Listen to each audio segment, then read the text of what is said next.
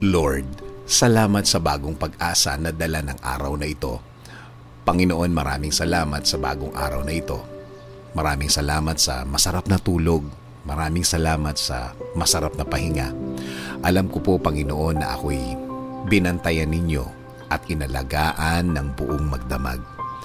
Haharapin ko po, Lord, ang araw na ito na puno ng pag-asa sa aking puso't isipan, sa aking buong pagkatao, sa aking buong araw ngayon.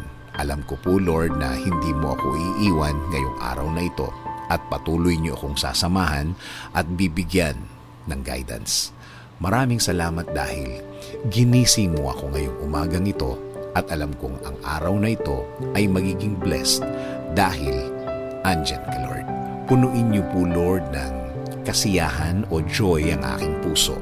Ipaalala niyo po sa akin kung gaano ako ka-blessed sa araw na ito.